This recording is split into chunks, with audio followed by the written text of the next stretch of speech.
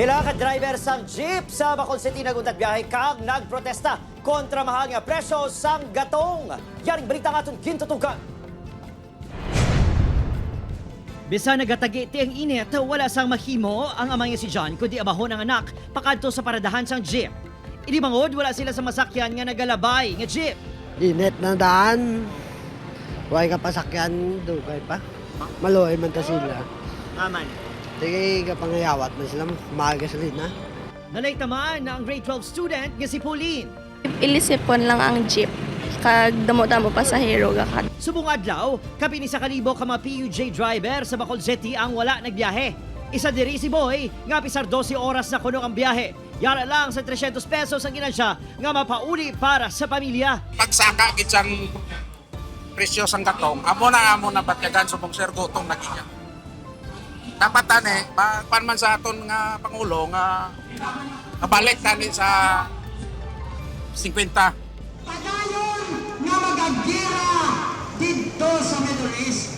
Padayon nga magatake ang imperialista kag wala aloy nga US. Samtang nagraling pila ka transport group sa idalom sang bata kag magsaysay flyover. So panawagan ka BBM, subong abi taksang sa tax, taksang bag. Buisan mo ang mga bilyonaryo sa Luzon, Pilipinas. Nag-upod man ang pila ka kaparian sa Diocese of Bacolod, bitbit ang placards nga may Bible verses. Ibalik ang regulation law. Katong gobyerno yung mag-regulate iya sa mga kartel nato ni Bla. Pasado las 9, nagbalik biyahe na ang pila ka mga driver. Sugod subong ya manindugan na lang kami, amo na lang yung desisyon ng sundo namon. Kaya nagkoalisyon kita, pagkatapos wala mang galia nag-inupo na inabot. Hindi na pagdayuno na natala nga strike buwas kag sa Abril 17. Amo lang nanay makaya naton no, sa sining nationwide strike.